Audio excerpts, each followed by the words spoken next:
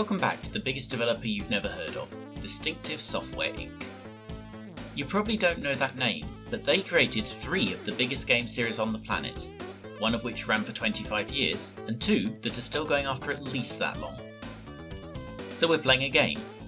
If the name Distinctive Software didn't mean anything to you before this series, stand up, and then sit down when you find you've played one of their games. So far, you're sitting down if you played Evolution, Hardball,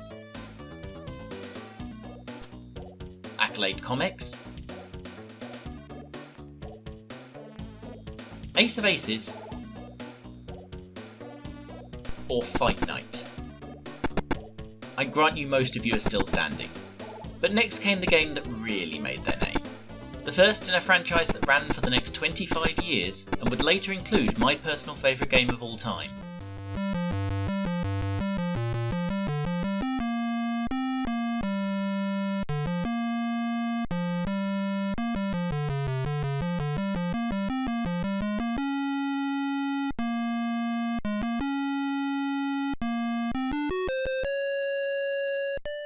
I know the first test drive from this piece of 16-colour EGA glory, the PC DOS version.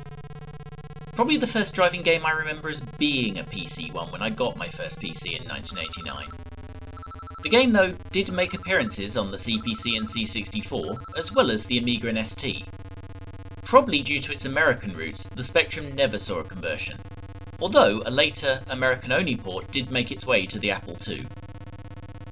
While the PC was my version, the PC of this era was a long, long way behind the Amiga in capability. So if only for the sake of our ears, let's switch to that one.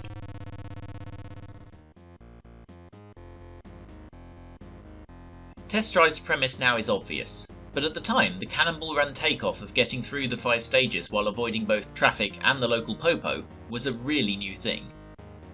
In similar fashion, the game's 5 cars might seem pretty miserly now, but really wasn't bad by the day's standards. Effort was put in too. Each of the cars has a unique and realistic as possible dashboard, for instance. Most notable in this, the Chevrolet Corvette, where the super futuristic 80s LCD dashboard and digital speedo are modelled. Graphically, it's actually aged surprisingly well. It chose a manageable target, with its cliffside courses meaning that scenery is a thing that happens to other games, and the details that's allowed them to put into the sprites of your dashboard, the police, and the traffic means I can absolutely see why this was considered a bit of a stunner 32 years ago, especially given that frame rate. It survives bloody well to play, actually. It's simulating analog steering through digital controls, of course, but that's pretty common. And the Amiga version is at least responsive, and there's a good sense of speed here. You have to handle the gears and brake for corners, and the collision detection is usually perfectly reasonable, minus the ability to crash into the sheer drop on the left. Obviously it's not a 2020 era driving game, but the near universal praise it got from the few magazines that existed in 1987 is very, very easy to understand. Ace's only problems, in their traditionally confusing score of 826 out of 1,000, were that oncoming traffic arrives with only a scant few frames of animation, and that the 5 sequential courses means the game didn't have much staying power. The obsession of 10-year-old me with it suggests that at least was not my issue. To be fair, this is a game you can play through in 15 minutes. I know, I did. Here's the ending. By the standards of 1987, this is a pretty sophisticated storyline. Playing through the thing does reveal one other nice touch. Each of the petrol stations you visit between the stages has a distinct identity. The cars too handle as distinctly as the physics engine will allow, the Lambo getting through corners massively quicker than the Corvette, shown here in what I'll be charitable and call the model's being a bit shit era. We should also recognise what Test Drive gave the genre. It's not quite the first driving game with real cars, but it might well be the first one to really attempt to do it with some kind of recognisable fashion, in a credible, if simple world and simulation model. There's a reason they called it Test Drive. It's about the cars. Accolade presents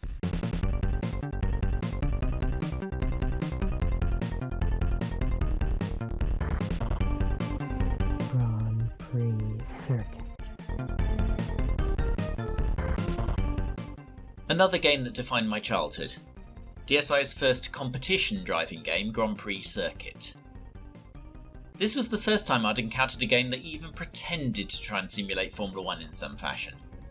Never mind that there are 8, rather than 26 cars in the race, that none of your opponents exist in any kind of reality, or that the 3 provided cars, while real, do not carry their real sponsors. This was close enough for a 9-year-old. It's not accident that when I was printing some game covers to use for pictures in my bathroom, the one DSI game I chose was this one. Which, when you've all finished judging me, brings up a huge anachronism. The cars in the game don't carry any real sponsorship, but the one on the cover does. A huge advert for a cigarette brand. You certainly wouldn't get that these days. I'm not sure a theoretically serious driving game would go for the woman on cover approach either in 2020. But then it also probably wouldn't come on 5¼ inch floppy disks, so maybe we're analysing too far. Also, while we're here, and to demonstrate my advanced nerdiness, the McLaren in the game is the 1988 car. The one on the title screen is a year older.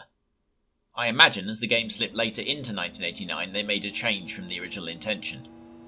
The worrying thing for you all should be I know all of this without looking anything up. In any case, that's not the point. Grand Prix Circuit manages to include 8 tracks from the 16 ran in reality that season, although they're not exactly the most accurate in terms of scenery. This is especially obvious at Cramp City Circuit Monaco, where the iconic buildings and boats that line the track appear to have become victims of global warming followed by some kind of drought. You should also perhaps worry I can do a full pit stop after the first corner and still emerge not last. They do at least manage to make a vague attempt at Monaco's famous tunnel. That said, the opponent sprites are chonky boys. Unlike even Test Drive's opponents, which generally seem drawn to a different scale than you, these feel like they belong. The drivers have names, but the cars don't. The only real car in the race is your one. The Ferrari is theoretically more forgiving and the McLaren fast but fragile, but in reality the others just seem slower than the dominant in-game and real-life MP4/4. There are very few kinds of game that date quicker than a simulation-style racer, and Grand Prix Circuit is no particular exception to this rule. Its driving model has aged perhaps worse than even Test Drive's, and the flat tracks somehow lack personality even compared to the cliffside of Test Drive. None of this mattered at the time, of course. You were in a real race, with named opponents who you would grow to know the personalities of, even if most of the time that was you projecting onto them. There's Travis Dean, the dominant superstar you were trying to take down, his patsy teammate who never got anywhere near him, all the way down to a presumably Japanese chump driver who toiled around at the back, but was probably at least having a good time. Grand Prix Circuit, alongside its officially licensed competitor Ferrari Formula 1, were important steps towards the realisation of the dream of a proper F1 game, one that would take another 4 years and Jeff Crammond to get to. This is an era where most F1-style driving games were still top-down views, and this, with its cockpit view and opponents you could at least make real, was enough. Even today I wish more driving games had championship modes that didn't require me to quit my job just to finish a season in. I've never done so in any of Codemasters F1 games, for instance. No one has that kind of time. But here, I've lived many careers. DSI were a long way ahead of everyone doing this stuff, and it shows. A good number of driving games from this long ago are completely undrivable now. But this and Test Drive are not. They're simple, they're not realistic, but they are playable, and dare I say, still fun. There is a companion game to Grand Prix Circuit, about which little needs to be said. The Cycles came a bit later, and is a very similar game, but with motorbikes. It does upgrade the engine to at least make an attempt at showing hills, but the inherently more difficult physics of a motorbike means the driving hasn't aged half as well. I think it's clear they knew it was difficult too, because the damage meter for going off track in Grand Prix Circuit has quietly disappeared. Otherwise though, it's the same basic game, and was probably a pretty good option for bike lovers back then.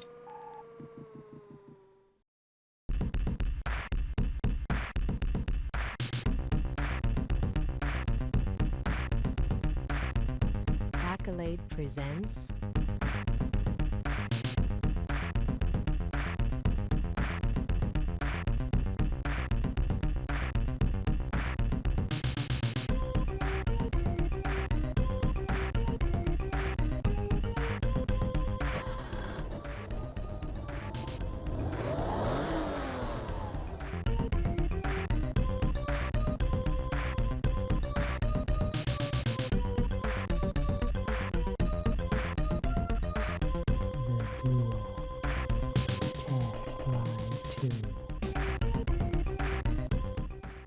improving on a previous idea was the central theme of their next, and possibly most famous release of this period thanks to its later console ports. The two iconic sports cars of the late 1980s were the Ferrari F40, still the best car ever made before all cars became computers on wheels, and the Porsche 959, which was basically a Volkswagen Beetle with a drinking problem. Okay, so my preference is clear, but that was kind of the point. Test Drive 2 was subtitled The Duel, and that was meant to be taken in two ways. The base PC version only had these two cars, and the job is to sort out once and for all just how much better the Ferrari is than the Porsche.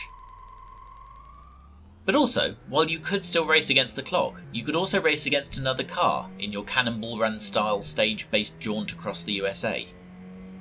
Although in a lesson it would take fighting games another half-decade to learn, you were allowed to make that other car the same car as you, meaning you could both drive a proper sports car rather than one named after your mother's weight in pounds. That drive across the USA had improved too. The scenery now had three very distinct biomes, across tundra, fields, and a more recognisable cliff section much like the original game. The engine was able to flip between all three at will as well, so where you begun a stage wasn't always where you ended up. It's a pretty transformative improvement. Areas become recognisable, and there's certainly a lot less tedium than endless brown cliffs and surprisingly solid cliff edges. Actually, that's another improvement. You can now fall off those cliffs, which, as in real life, costs you a 20-second penalty. That 20-second penalty applies to all crashes actually, which seems a bit mean as you have a set number of lives as well. You get an extra life at the end of each ever-lengthening stage, although unlike Test Drive 1, it does at least tell you how much of the stage is left. Those stages still end in gas stations, but now you actually have to keep an eye out and stop at them yourself, otherwise you'll run out of fuel and get another of those 20-second time penalties. People paying attention will notice the gas station stop lines and lane are swiped wholesale from Grand Prix circuit. There's also still the police to worry about, and crashing into a police car ends your game regardless of how many lives you have remaining. If you get one in front of you, then you'll have to stop and get a ticket. If you can avoid yelling, "High score!" then they'll drive off and leave you there with merely a time penalty for your troubles. The game is more lenient about going off track than the first one, mainly because there is actually some off track to go off onto. And this is helpful because it's also a lot busier, presumably due to the increasing power of the PC, which was still the base development machine. After every stage you get updated on your progress through both the stage and the overall run against both the highest score on the game and your computer opponent, who is also more than capable of picking up penalties for crashing, probably because of his poor choice of automobile. The game ends when you run out of lives, at which point, despite being apparently dead, you can still win. That's a little confusing in this game, where I went off 3 cliffs, but apparently crashing into another car at 20 miles an hour is what kills me.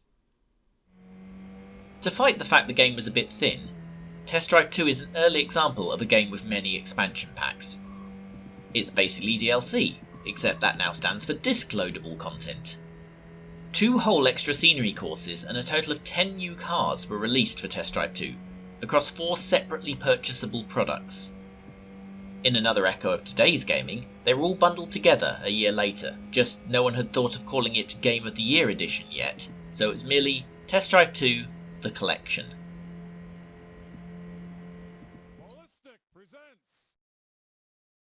Test Drive 2 is more famous because it got versions for the Mega Drive and Super NES, the latter arriving as late as 1993, 4 years after the original PC version.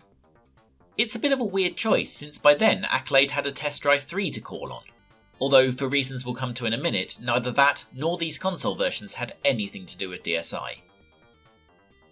But since the console versions are what you could well have available to play in 2020, let's take a quick look at the Mega Drive one.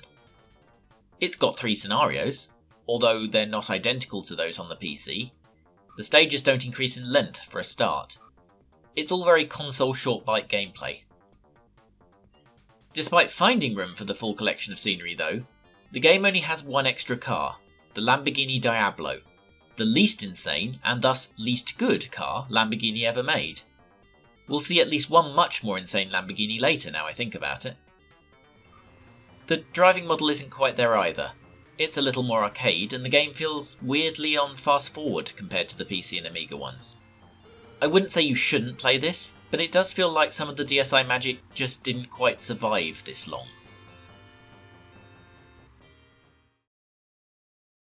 I mentioned the console port wasn't done by DSI, and the reason for that is around this point a fairly messy split from Accolade occurred. DSI had founded a satellite operation called Unlimited Software in order to handle porting jobs for whoever had money and wanted a port. Sega and US Gold were one, or I guess two such people.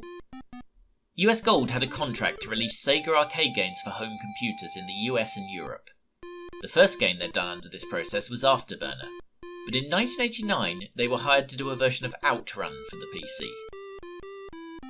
DSI, of course, already had access to a pretty good PC driving game engine, the one they wrote for Test Drive 2. They cherry-picked some of the more useful routines from it in order to get the Outrun version out in good time. Accolade were displeased. After all, Test Drive 2 was their copyright. They sued DSI and sought an injunction to prevent the sale of the Outrun port. The case is interesting.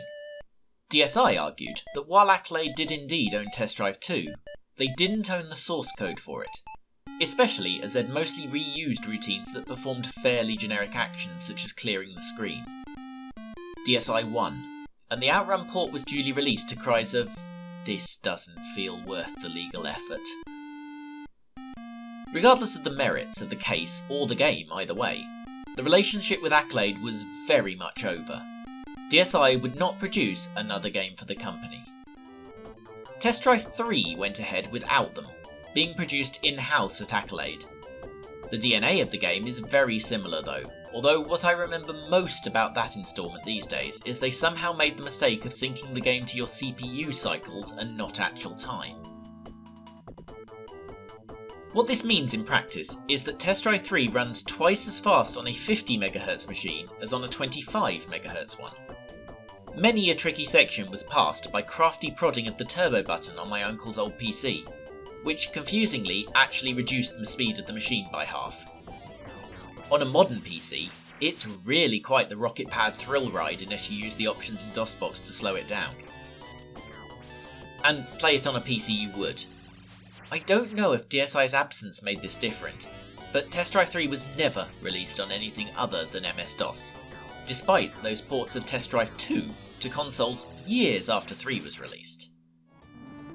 Without DSI, Accolade would continue for another decade. On this channel you've seen their Pelé football game, and, well, you've seen Speed Racer. You may also remember them for the Bubsy games, including the Riseable 3D version that had the misfortune to come out almost simultaneously with another 3D platformer that is slightly more fondly remembered. There's also the Jack Nicklaus series of golf games, which is where I graduated to after the aforementioned Mean 18. Well-regarded Mega Drive games, Zero Tolerance and Combat Cars were also Accolade products, the latter developed in-house. There were also more Test Drive games, but more about those later. In 1999 they were bought by Infogram, and merged into the larger organisation a year later, at which point the Accolade name disappeared until Billionsoft brought them out of what is now Atari in 2017. They released a new Bubsy game, which, despite being developed by Gianna Sisters' Twisted Dream devs, was about as well received as a shit-filled paper bag on your doorstep. A further sequel, Cause on Fire, appeared this year, now produced by Bit Trip developers Choice Provisions, and seems much improved. Being used as a name badge for a revival of a game series about as popular as Crazy Tie Day at Work is rather a come down for a once proud publisher, and it's probably fair to say DSI did better after the split. And we'll find out how they got over that breakup in part 3. So join me next week for the Wilderness Years. Goodbye.